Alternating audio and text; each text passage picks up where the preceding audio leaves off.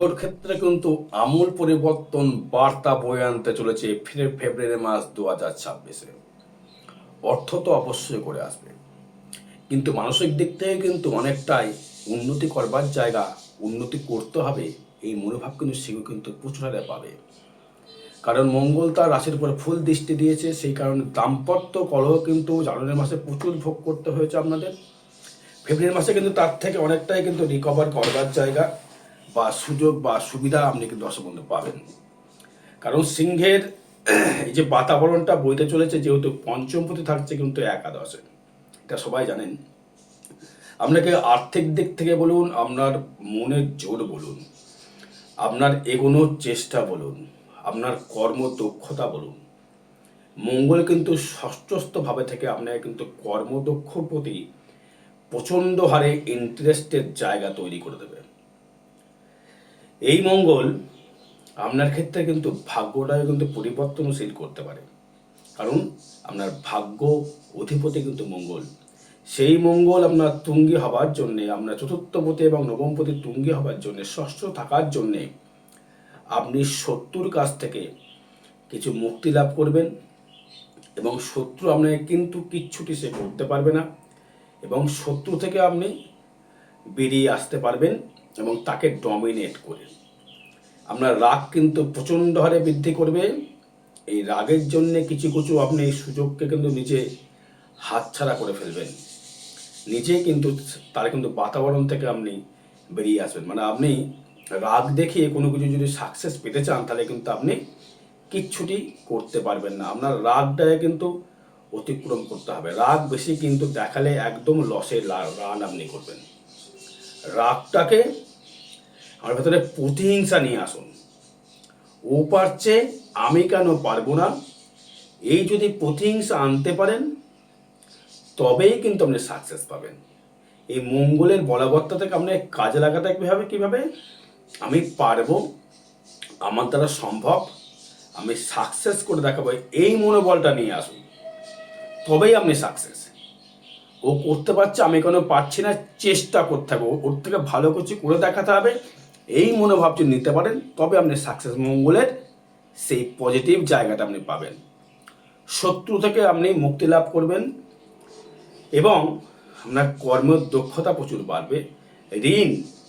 ঋণ থেকে আবার মুক্তি লাভ করতে পারেন বা লোনও আপনি পেতে পারেন। আপনার ভাগ্যক্রমে আপনাকে কিন্তু ব্যাংক থেকে বলতে পারে যে অমুক তুমি লোনটি নাও। আপনাকে বারংবার ফোন করবে ব্যাংক থেকে লোন নেবার জন্য। আপনি লোন নিয়ে আপনাকে লোন নিলেও আপনি লোন নিতে পারেন বা লোন আপনার পরিশোধ করবার ক্ষমতা মঙ্গল দেখিয়ে দেবে তুঙ্গি হবার জন্য। এবং সেই বৃহস্পতিও কিন্তু আপনার একাদশে থাকার জন্য। এবার নক্ষত্র ভিত্তিক নিয়ে কিন্তু আলোচনা থাকবে। নক্ষত্র ভিত্তিক কোন কোন নক্ষত্র? মঘা, পূর্ব ফাল্গুনী এবং উত্তর ফাল্গুনী। এখানে অশ্লেষার কানেকশানটা আমি বলছি না, কেন খুব কানেকশান আসে না।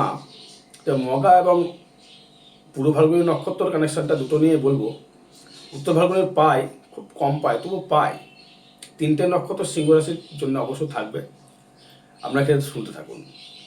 প্রথম যে মঘা নিয়ে আসি, মঘা নক্ষত্রের ক্ষেত্রে কী কী ফল পেতে পারেন? সন্তান সুখে হবে জায়গা পাবেন, সন্তানের বৃত্তিলাভ বা কর্মলাভ, সন্তানের আর্থিক রোজগারের জায়গাটা বৃদ্ধি করবে এবং সন্তানের যে টেনশনটা আপনি ভোগ করছিলেন, তার থেকে আপনি অনেকটাই মুক্তি লাভ করবেন। কারণ হচ্ছে, দেখুন, আমি যদি মঘা নক্ষত্র যদি ধরে থাকি, আপনার সন্তান হচ্ছে পঞ্চম ভাব বৃহস্পতির, সেখানে কিন্তু শনি দৃষ্টি করছে এবং দেবগুরু বৃহস্পতি কিন্তু দৃষ্টি করছে। 10, 11, 12, 13, 14, 15, 16, 17 নম্বর নক্ষত্রে, 17 মানে হচ্ছে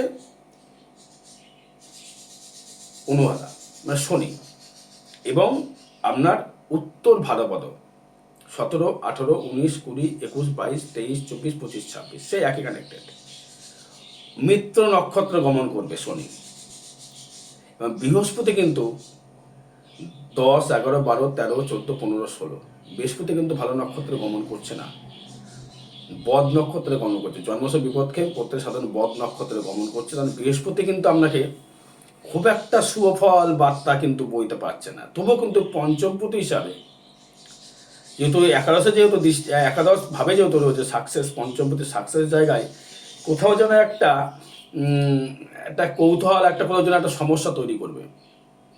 তবুও কিন্তু আপনার সন্তান সাকসেস পাওয়ার জায়গা রয়েছে। মকর নক্ষত্রে ইনকাম কিন্তু আপনার ক্ষেত্রে বাড়বে, কর্ম বাড়বে।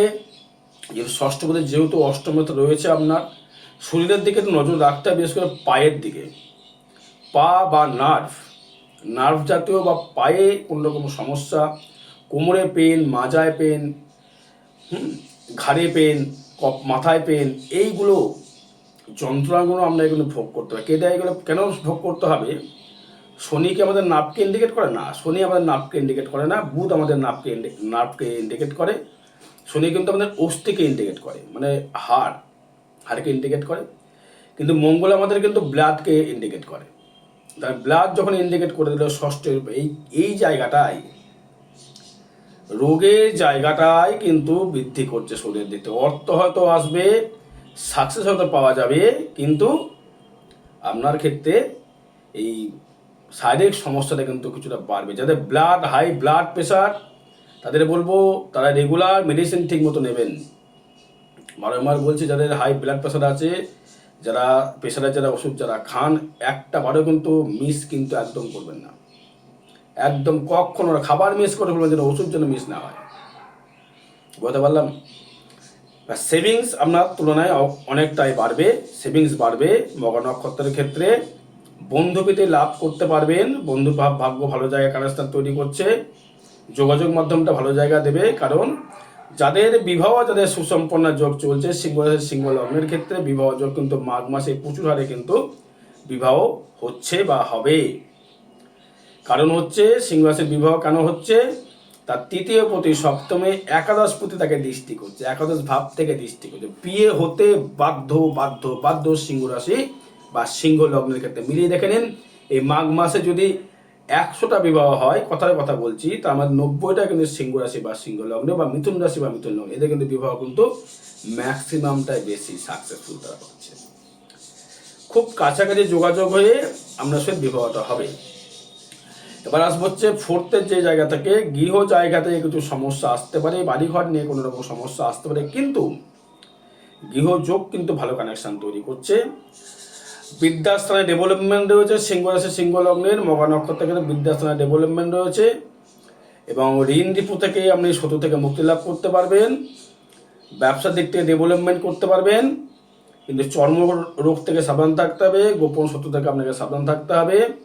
ভাগ্য খুবই ভালো ফল দেবে, কর্মজায়গা অতীব শুভ, ব্যবসা ক্ষেত্রে অতীব শুভ ফল দেবে। মকর নক্ষত্রের ক্ষেত্রে আয় ভাব খুবই শুভ, ব্যয় ভাবটা হবে হচ্ছে আপনার রোগ এবং ঋণে বা লোন পরিশোধ, এর পয়সাটা ব্যয়টা আপনার যাবে, সেভিংসটা হবে। ঠিক আছে, এবার সেভিংস হলে তবে সেভিংস যদি ব্যাংকে শোধ করছেন, ওটা সেভিংস হিসাব মতো আপনি আগে নিয়েছেন খরচা করে, সেটা সেভিংসে করছেন। এবার আসবো হচ্ছে পূর্ব ফাল্গুনী নক্ষত্র, মানে 11 নম্বর নক্ষত্র জন্ম, শুক্রের মদশায় জন্মেছেন, তাদের ক্ষেত্রে কি ফল? 11, 12, 13, 14, 15, 16 জন্ম, সম্পদ, বিপদ, খেম, পুত্রের সাধন নক্ষত্রের বৃহস্পতি, দারুণ ফল। সাধন নক্ষত্রের বৃহস্পতির দারুণ ফল, কারণ আপনি যেটাই চাইছিলেন সন্তানের জায়গাতে সাকসেস, এবং যারা মাধ্যমিক পরীক্ষা দিচ্ছেন বা উচ্চ মাধ্যমিক যারা পরীক্ষা দেবেন, তাদের ক্ষেত্রে কিন্তু খুবই শুভ ফল। সিংহ রাশিস্য সিংহ লগ্নস্থর ক্ষেত্রে পূর্ব ফাল্গুনী নক্ষত্রের ক্ষেত্রে অতীব শুভ ফল। সন্তান যদি আপনার পরীক্ষা দেয়, সন্তানের রেজাল্ট খুব ভালো হবে, তার এক্সাম খুব ভালো হবে, এটা বলতে পারি। এবং আপনার গান বাজনার প্রতি যে ইন্টারেস্ট জায়গাটা ছিল, সেটা কিন্তু অনেকটাই বৃদ্ধি করবে। সন্তানের বিবাহ নিয়েও কিন্তু আপনি খুব খুশি বোধ করবেন। সিংহ রাশিস্য সিংহ লগ্নস্থ বিবাহ যোগ একদম কানেক্টেড করে বসে রয়েছে, একদম সাকসেসফুল জায়গায় বসে রয়েছে। সেটা ক্ষেত্রে কোনো রকম কথা বলবো না। বিদ্যাস্থান ডেভেলপমেন্ট রয়েছে, প্রেম প্রীতি ভালোবাসার জায়গায় ডেভেলপমেন্ট রয়েছে। রোগের থেকে সাবধান থাকতে হবে, শরীরের জায়গা থেকে নজর রাখতে হবে, ঋণ রিপু শত্রুর থেকে সাবধান থাকতে হবে। এবং আপনার মামার বাড়ির দিক থেকে কিন্তু খুব সাপোর্ট পাবেন না। মামা কিন্তু আপনাকে শত্রুতার জায়গা তৈরি করতে পারে, বা ভাই ভাতা ভগ্নি কিন্তু শত্রুতা তৈরি করতে পারে। শরীরের দিক থেকে নজর রাখতে হবে, আগেই বলেছি। ভাগ্য অতীব শুভ, ভাগ্য ফল খুবই ভালো ফল দেবে। কর্ম জায়গা থেকে উন্নতির একটা সুযোগ সুবিধা আপনি পাবেন। আয় তো অতীব শুভ, আয় ভাব যেটা সাকসেস পাওয়ার জায়গা, সেটাই আপনি সাকসেস ফুল জায়গা, সাকসেস কর জায়গায় আপনি পাবেন। ব্যয় ভাবটা হবে আপনার গৃহ জায়গা থেকে বা কোনো লোনের জায়গাতে ব্যয় হতে পারে। এবার উত্তর ফাল্গুনী নক্ষত্র 12 নম্বর নক্ষত্র, রবির মহাদশায় জন্মেছেন। 12, 13, 14, 15, 16 জন্ম সম্পদ বিপদ ক্ষেম প্রত্যারী। 12, 13, 14, 15, 16, 17, 18, 19, 20, 21, 22, 23, 24, 25, 26 জন্ম সম্পদ বিপদ ক্ষেম প্রত্যয় সাধন। এর ক্ষেত্রেও কিন্তু খুব একটা ভালো ফল দেখছি না। মানে শনি হয়তো ভালো ফল দেবে অষ্টমে থেকে, এবং মঙ্গল থাকছে উত্তরাষাঢ় নক্ষত্রে, মানে আপনার 11, 12, 13, 14, 15, 16, 17, 18, 19, 20, 21 মানে জন্ম নক্ষত্রে মঙ্গল থাকছে। মানে শরীরের প্রতি নজর রাখতে হবে, রাগ রোষ কমাতে হবে, রাগ একদম কন্ট্রোল করতে হবে। কোনো রকম কোনো কাউকে বাজে মন্তব্য করা যাবে না। রাগ উঠলেও দাঁতে দাঁত চেপে থাকতে হবে, বুঝতে পেরেছেন? রেজাল্ট অবশ্যই করে ভালো হবে বিদ্যাস্থানের জায়গা থেকে।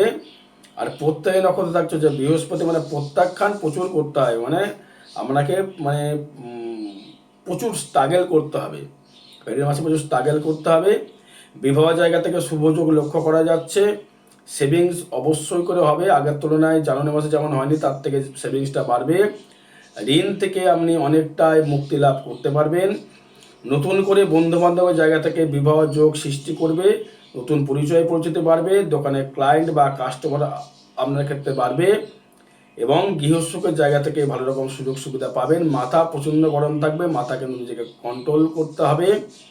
বিদ্যাস্থান ডেভেলপমেন্ট, নিজস্ব ব্যক্তিগত রোজগার বাড়বে। মাঝে মধ্যে একটা আধ্যাত্মিক চেতনা বৃদ্ধি করবে, মাঝে মধ্যে আবার মনের ভেতর সন্দেহপাতিক একটা জায়গা তৈরি করবে, কিরুষের জায়গা তৈরি করবে। রাগ রোষটা একটু কমাতে হবে। বাড়িতে কোনো শুভ অনুষ্ঠানের যোগ লক্ষ্য করা যাচ্ছে, এবং শত্রু আপনার কিন্তু কিচ্ছুটি করতে পারবে না। শত্রু আপনাকে দেখে পিছিয়ে চলে যাবে। শত্রু আপনার পিছনে যা বলুক, সামনে এসে কিছু বলার তার ক্ষমতা থাকবে না। লোন নিলে লোন আপনার পরিশোধ হবে। রোগটা কিন্তু বাড়তে পারে, সাবধান থাকতে হবে। এবং ব্যবসা ক্ষেত্রে ডেভেলপমেন্ট রয়েছে, কিন্তু রবি বুধ শুক্র যে দায়িত্বদোষ থাকছে সপ্তম জায়গায়, স্বামী স্ত্রীর মধ্যে একটা সুখের জায়গা থেকে বঞ্চিত হবার জায়গা লক্ষ্য করা যাচ্ছে। অষ্টমে শনি থাকার জন্যে মাঝে মধ্যেই আপনার ক্ষেত্রে কিন্তু একটা আধ্যাত্মিক চেতনা জাগবে, আয়ু বৃদ্ধি করবে। তেমনভাবে বাজে যোগ দেখা যাচ্ছে না, কিন্তু অষ্টমে যখনই মঙ্গল যাবে সেটা বলে দেবো কী করতে হবে। এবং নবমপতি তুঙ্গে থাকার জন্য আমরা নবম চাকরি পাওয়ার জায়গা একটা কানেকশান তৈরি করছে, কারণ সেই মঙ্গল দৃষ্টি করছে নবম ঘরকেই দেখছে। তার মানে ভাগ্য আপনার অতি ভালো শুভ ফল দেবে। কর্মভাবটা অতীব ভালো শুভ ফল দেবে। আয় ভাব অতীব শুভ, কোনো চিন্তার কিছু নেই। ব্যয় ভাব থাকবে যে কোনো রক্তবীর জায়গা থেকে। আর আগামী 1 ফেব্রুয়ারি 2026 পূর্ণিমা তিথিতে, মাঘ মাসের প্রথম পূর্ণিমা তিথিতে তারাপীঠ মহাশ্মশানে হোমযোগ ক্রিয়া দ্বারা যে কোনো গ্রহদোষ প্রশমিত করা হবে। পারলে যোগাযোগ করবেন, যার ইচ্ছা থাকবে তার। আর আগামী 23 শুক্রবার, 23 শুক্রবার, 24 শনিবার, 25 রবিবার, 27 তারিখে, আবার 27 জানুয়ারি থাকবো তারাপীঠ মহাশ্মশানে। ওদের হোমযোগ কেয়ারা যে কোনো গ্রহদোষ প্রশমিত করা, পারে যোগাযোগ করবেন। জয় মাতারা, জয় গুরু বামদেব।